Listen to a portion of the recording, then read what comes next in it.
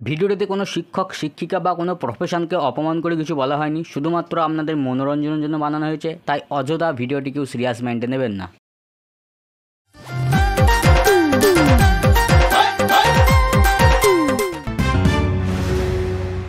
হাইকোর্টের নির্দেশে 25,000-এরও বেশি চাকরি বাতিল। আবারও বলছি, হাইকোর্টের নির্দেশে 25,000-এরও বেশি চাকরি বাতিল। চাকরি হারা হলেন 25,000-এরও বেশি শিক্ষক। রাজ্যের স্কুল সার্ভিস কমিশন হাইকোর্টের নির্দেশকে চ্যালেঞ্জ করে সুপ্রিম কোর্টে মামলা করেছে। দেখা যাক সুপ্রিম কোর্ট কি রায় দেয়। আজকের মতন খবর এতটুকুই। আপনারা দেখছেন এসআরএস নিউজ। হেসে থাকে হাসিয়ে রাখে, কোথাও যাবেন না, দেখতে থাকুন। আপনাদের সঙ্গে দেখা হচ্ছে কাল দুপুর 12টায়। এদিকে আমার ঘাম বেড়াচ্ছে, প্রেসার মেসার বেরিয়ে গেল না তো আবার কি করবো এখন এবার? হ্যাঁ, আন্দোলন করতে হবে, আন্দোলন। বাতিল হয়ে গেল 2016 সালের এসএসসির পুরো প্যানেল। চাকরি গেল 25,752 জন শিক্ষকের। সুপ্রিম কোর্টের প্রধান বিচারপতি জানান, নিয়োগে ব্যাপক পরিমাণ দুর্নীতি রয়েছে, যা মেরামত করা কোনোভাবেই সুযোগ নেই। যেভাবে নিয়োগ প্রক্রিয়া হয়েছে তাতে গ্রহণযোগ্যতা নিয়ে প্রশ্ন থেকেই যাচ্ছে। সুপ্রিম কোর্টের রায় অনুযায়ী যাদের ক্ষেত্রে অভিযোগ উঠেছে তাদের ক্ষেত্রে কোনো ছাড় নেই। অবৈধ শিক্ষকদের বেতনের টাকা ফেরত দিতেই হবে। ইতিমধ্যে পথে বসে আন্দোলন শুরু করেছে শিক্ষকরা। তবে কি আবার হবে নতুন করে চাকরি? তবে কি আবার নতুন করে হবে নিয়োগ? নতুন করে হবে পরীক্ষা? সেটাই কিন্তু এখন দেখার বিষয়। চলুন সরাসরি দেখে নিই। সরকার তোমাকে জবাব দিতে হবে, চাকরি ফেরত দিতে হবে। সরকার তুমি জবাব দিতে হবে, চাকরি ফেরত দাও। দুর্নীতি বাড়ছি না, বলবো না, সরকার তুমি চাকরি দাও, চাকরি দাও, সরকার তুমি জবাব দাও, চাকরি দাও। চাকরি আমাদের ফেরত দিতেই হবে, চাকরি আমাদের ফেরত দিতেই হবে। জবাব চাই, জবাব দাও, জবাব চাই, জবাব দাও। আপনারা দেখতেই পাচ্ছেন শিক্ষক শিক্ষিকা কেমন ক্ষিপ্ত হয়ে পড়েছে, সকলে কেমন দিশাহারা হয়ে পড়েছে। চলুন আমরা কয়েকজন শিক্ষক শিক্ষিকা শুনিনি তাদের কি বক্তব্য, চলুন দেখা যাক। আসুন। হ্যাঁ, আপনি কে? আমি এসআরএস নিউজ থেকে সাংবাদিক। 2019 সাল থেকে আজ এত বছর ধরে ছাত্র ছাত্রী পড়াচ্ছি, কোনোদিনও ক্লাস নিইনি, কিন্তু তাদের এত ভালোবাসা পেয়েছি। ওটা আমার কাছে স্কুল নয়, ওটা আমার একটা ঘর। ওরা আমার ছাত্র ছাত্রী নয়, আমার পরিবার। ওদের ছেড়ে আমি কিভাবে থাকবো? আচ্ছা ম্যাডাম, তাহলে আপনি কি যোগ্যতার তালিকায়? যোগ্যতার তালিকায় মানে? আমি 8 পাস, জেলার কয়েকটা সাংস্কৃতিক অনুষ্ঠানে গোল্ড মেডেলিস্ট ছিলাম। আচ্ছা, তাহলে যখন আপনি গোল্ড মেডেলিস্ট ছিলেন হঠাৎ এই শিক্ষকতা কেন? যেটা বিষয়ে গোল্ড মেডেলিস্ট পেয়েছিলেন সেটাই করতে পারতেন। আরে পড়াশোনার জন্যই তো গোল্ড মেডেলিস্ট ছিলাম, ওই গোল্ড বেচেই তো আমি চাকরির টাকা দিয়েছিলাম। এখন আমি কোথায় যাব, কি করব? আচ্ছা, আপনি কি আর কিছু বলতে চান? হ্যাঁ, বলতে চাই। কি বলতে চান? কালকে টিভিতে খবর শুনেছি, 28 বছরে চাকরি হারিয়েছি, সরকার চাকরি কেড়ে নিল, এবার আমাদের কি হবে ভাই? আমাদের চাকরি ফেরত চাই, ও সরকার গো, চাকরি ফেরত চাই। যখন ছিল চাকরি করতাম না তো কাজ, এখন চাকরি হারিয়ে গেল তাই হারিয়েছি সাজ। সরকার কেন ঘেটে ঘেটে, সরকার কেন ঘেটে ঘেটে, সরকার কেন ঘেটে ঘেটে আমাদের চাকরি কাটলো ভাই? আমাদের চাকরি ফেরত চাই, ও সরকার গো, চাকরি ফেরত চাই। তো ম্যাডাম আমাদেরকে খুব সুন্দর গানের মাধ্যমে বুঝিয়ে দিলেন তার কাছে চাকরিটা কত গুরুত্বপূর্ণ। এটা স্ক্রিপ্টেড আন্দোলন হচ্ছে, সব শাসক দলের ভাড়া করা লোক তোমরা। স্ক্রিপ্টেড আন্দোলন চলছে, স্ক্রিপ্টেড। কি ব্যাপার, ওদিকে সরগোল পড়ে গেল কোন? চলো ব্যাপারটা দেখি, চলো চলো। স্ক্রিপ্টেড আন্দোলন চলছে, স্ক্রিপ্টেড। এনাকে এত উত্তেজিত দেখাচ্ছে কেন? চলুন দেখে নেওয়া যাক। বলুন আপনি কি বলতে চাইছেন? আমি বলতে চাইছি এই টোটাল জিনিসটা স্ক্রিপ্টেড হচ্ছে। এদেরকে সব শাসক দল ভাড়া করে নিয়ে এসেছে, এরা কেউ শিক্ষক নয়, কেউ শিক্ষক নয়। আচ্ছা, তাহলে আপনি কি করে জানলেন এদেরকে শাসক দল ভাড়া করে নিয়ে এসেছে? যোগ্যদের কেন চাকরি করা হয়েছে? সরকার তুমি জবাব দাও, জবাব চাই। বলো কেন চাকরি করা হয়েছে, বলো। সরকার তুমি জবাব দাও। হ্যাঁ, সরকার সেটা জবাব নিশ্চয় দেবে। তার আগে আপনার কেন মনে হলো যে এদেরকে শাসক দল ভাড়া করে নিয়ে এসেছে, বলুন। যদি যোগ্য হতো তাহলে এখানে বসে আন্দোলন করতো না, বলতো নতুন করে পরীক্ষা হোক, আবার পরীক্ষা দিব। আমি নিজে একজন শিক্ষককে বলছি, সরকার নতুন করে পরীক্ষা নেক, আমি পরীক্ষা দিব। সরকারকে জবাব দিতেই হবে, কেন যোগ্যদের চাকরি কাটা হয়েছে? সরকার তুমি জবাব দাও, যোগ্যদের চাকরি ফেরত দাও। এছাড়া স্ক্রিপ্টের বাইরে গিয়ে আন্দোলন করছে। আপনারা দেখতে পাচ্ছেন এখানকার পরিস্থিতি ভালো নয়, বিক্ষোভ ভালো চলতে রয়েছে। দেখুন কি অবস্থা। পরীক্ষা দেবে ওরা থেকে চন্দ্রবিন্দু চান্দ্রবিন্দু মুখস্থ না, আর নতুন করে পরীক্ষা দেবে। জবাব চাই, জবাব দাও, জবাব চাই, জবাব দাও। তো আপনারা যা দেখতে পাচ্ছেন, শিক্ষকরা এই বিক্ষোভ আন্দোলন ছাড়বে না। কতদিন এই আন্দোলন চলে সেটা এখন দেখার বিষয়। আমি রিপোর্টার দীপু, আপনারা দেখছেন এসআরএস নিউজ। চোখ রাখা যাক অন্য খবরে।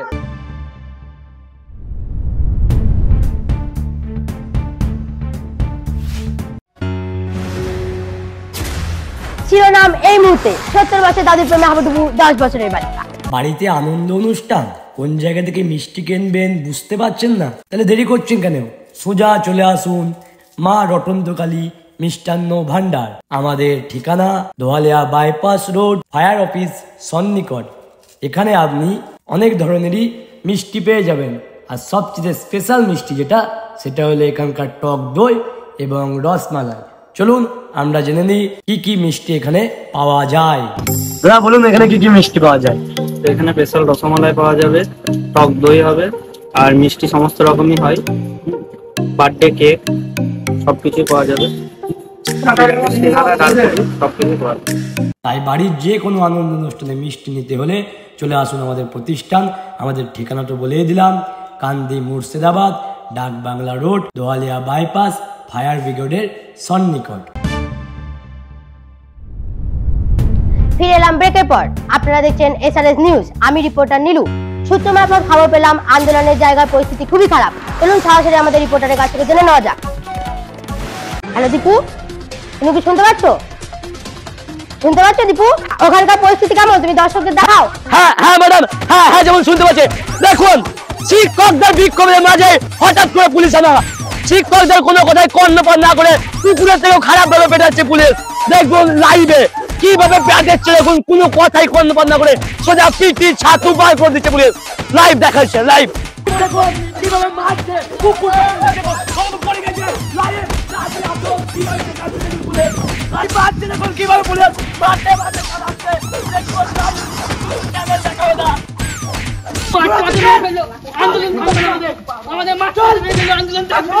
ম্যাডাম যেমন দেখতে পাচ্ছেন লাইভ খবরে এইভাবে পেটাচ্ছে পুলিশ। হ্যাঁ হ্যাঁ ম্যাডাম, হ্যাঁ। তো আপনারা দেখতে পেলেন পরিস্থিতি খুব জটিল। আমাদের ম্যাডাম এই পরিস্থিতির জন্য একটি সাংবাদিক সম্মেলন ডেকেছেন। দেখা যাক উনি কি বলেন। এই সাংবাদিক সম্মেলনে উনি কি বলবেন সেটা এখন দেখার বিষয়। আপনাদের সঙ্গে দেখা হচ্ছে কাল ঠিক সকাল 10টায়। এরপর দেখবেন ঘন্টাখানেক সঙ্গে দীপু। আমি রিপোর্টার নীলু, আপনারা দেখছেন এসআরএস নিউজ। হেসে থাকে হাসিয়ে রাখে। নমস্কার। নমস্কার, আপনারা দেখছেন এসআরএস নিউজ, হেসে থাকে হাসি রাখে। আমি আপনাদের সঙ্গে ঘন্টাখানেক সঙ্গে দীপু। এর আগে আপনারা ঘন্টাখানেক সঙ্গে দীপুর সঙ্গে অনেক রকমের জিনিস দেখেছেন, কোনো সময় রাজনৈতিক নিয়ে আলোচনা, তো কোনো সময় ক্রাইম। কিন্তু আজকের খবরটা একটু অন্যরকম। এর আগে তো পরিস্থিতি দেখতে পেলেন, কত শিক্ষক চাকরি হারিয়ে দিশেহারা হয়ে পড়েছে, কত শিক্ষক কুকুর পেটানি খেয়ে বাড়ি ফিরে গিয়েছে। বাংলার অন্য কোনো নিউজ চ্যানেল দেখায়নি বা দেখানোর সাহস করেনি, কিন্তু সেটাই করে দেখেছে এসআরএস নিউজ। প্রত্যেক চাকরি হারার বাড়ি বাড়ি গিয়ে খোঁজ নিয়ে এসেছে, তাদের বর্তমান পরিস্থিতি কেমন, তারা এখন কেমন আছে, তাদের ফ্যামিলি কেমন আছে এবং তাদের পরবর্তী পদক্ষেপ কি। চলুন সেটাই দেখে নেওয়া যাক।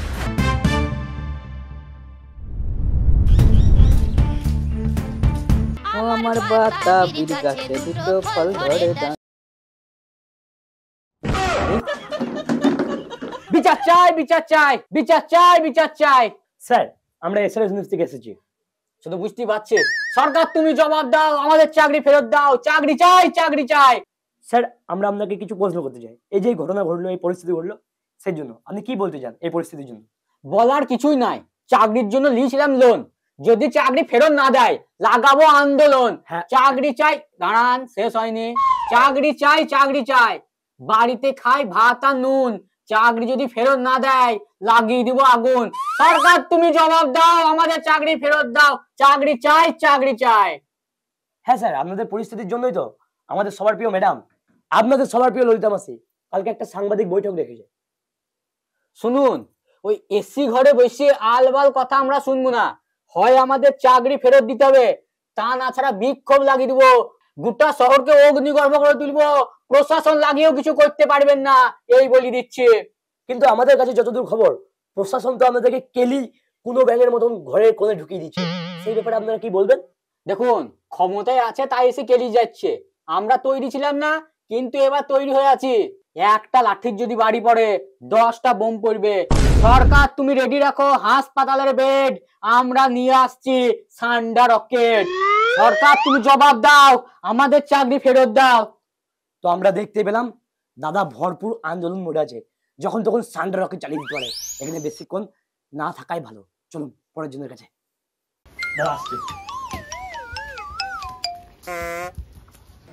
বাড়ি থেকে আছেন?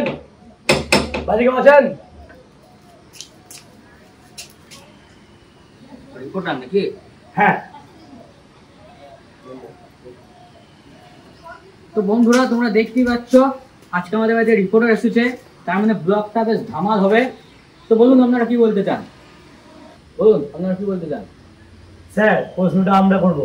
হ্যাঁ, তো আপনার কাজ আপনারা করুন, আমার কাজ আমি করছি। স্যার, আপনার কি চাকরিটা হারিয়ে গেছে সেই জন্য ব্লগ স্টার্ট করেছেন?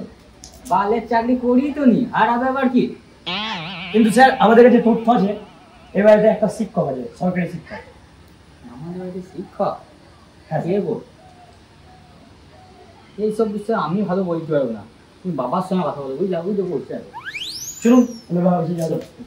তো গাইস, ব্লগটা বড় করার জন্য ওনাদেরকে বাবার কাছে পাঠিয়ে দিলাম, তো তোমরা দেখতে থাকো ব্লগটা।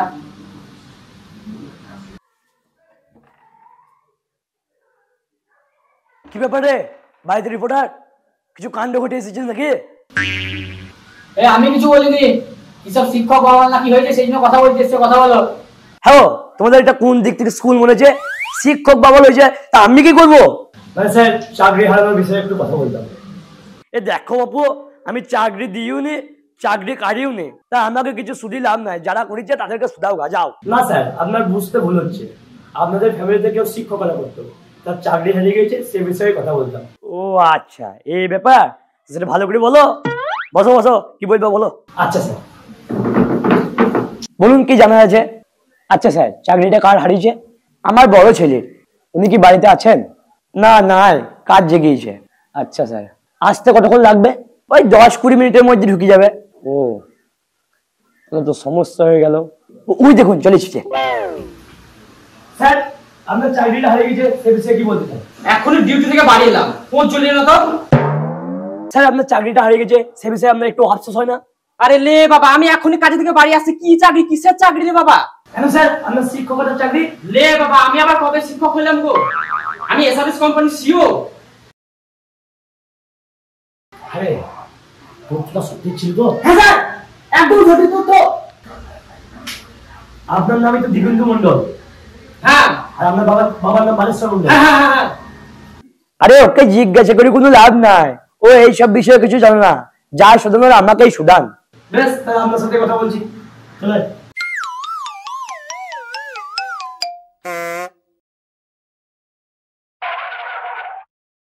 বেশ, আপনি বলুন।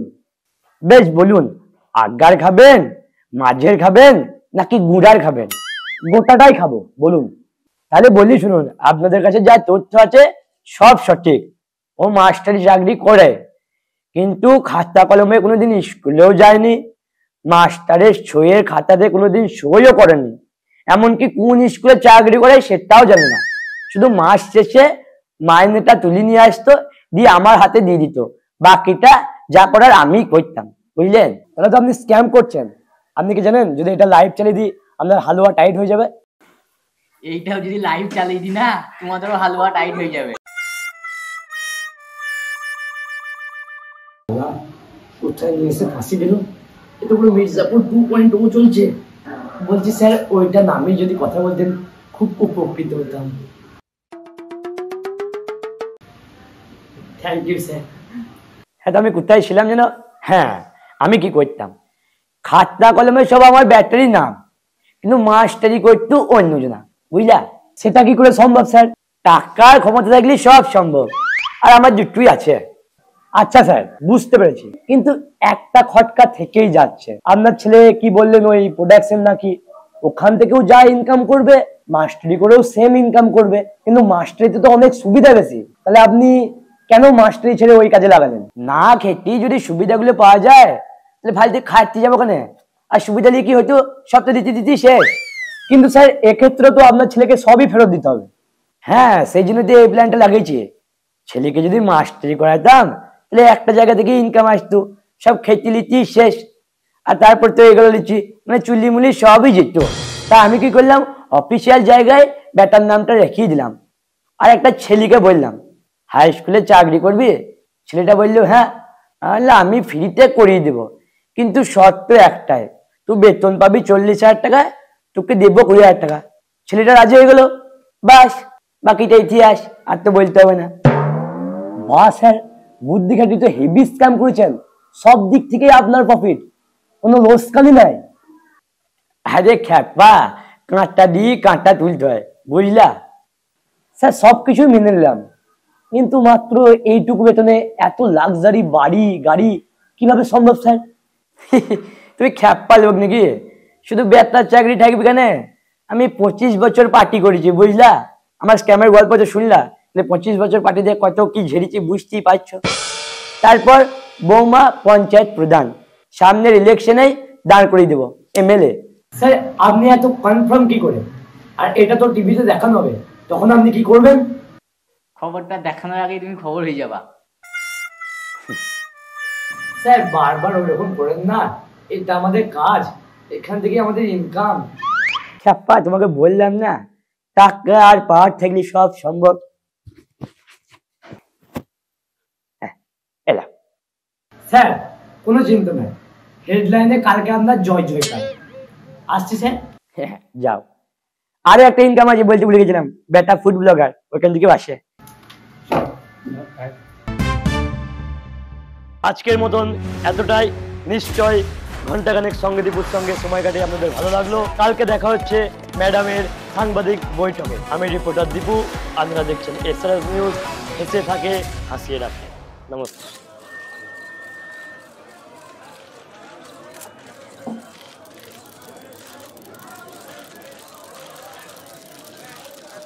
তো আমরা যতটা জানি সুপ্রিম কোর্টের নির্দেশে বাতিল পদ ছিল 24,203 জন। ওদের সবাইকে পরীক্ষায় বসতে হবে। ওনাদের জন্য আমরা কিছু বাড়তি সুবিধা রেখেছি।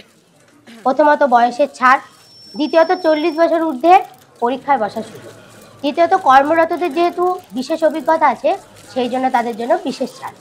এতদূর বললাম চাকরিহারাদের জন্য। এরপর আমরা নতুন করে 20,000 শূন্যপদ নিয়োগ করতে চলেছি। নবম দশমের জন্য 11,517 জন, একাদশ দ্বাদশের জন্য 6,912 জন, গ্রুপ সির জন্য 571 জন এবং গ্রুপ ডি এর জন্য 1,000 জন। আমি এখনো বলছি, আপনাদের কিন্তু চিন্তা করার কোনো কারণ নেই। আমি আপনাদের সাথে ছিলাম, আছি, থাকবো। নমস্কার। তো আপনারা তো শুনতেই পেলেন আর দেখতে পেলেন আমাদের ম্যাডাম কি বললো। এইভাবেই ম্যাডাম আমাদের পাশে থেকে আমাদের সর্বনাশ করে যাক। আমরা তো অল্পে খুশি, কি হবে দুঃখ করে আমাদের দিন চলে যায় সাধারণ ভাত কাপড়ে। হ্যালো ফ্রেন্ডস, ভিডিওটা ভালো লাগলে লাইক করো, শেয়ার করো, চ্যানেলে নতুন হয়ে থাকলে চ্যানেলটিকে সাবস্ক্রাইব করো, ভিডিওর কোন পার্টটা ভালো লেগেছে সেটা কমেন্ট করে জানাও। এছাড়া আমাদেরকে ফলো করো আমাদের second channel SRS entertainer Facebook page, এবং ফলো করো আমাদের ফেসবুক পেজ, ইনস্টাগ্রাম, লিংক নিচের ডেসক্রিপশন বক্সে দেওয়া আছে। খুব তাড়াতাড়ি তোমাদের সঙ্গে দেখা হচ্ছে নতুন একটি ভিডিওর সঙ্গে। ততদিন হাসতে থাকো আর দেখতে থাকো এসআরএস এন্টারটেইনমেন্ট।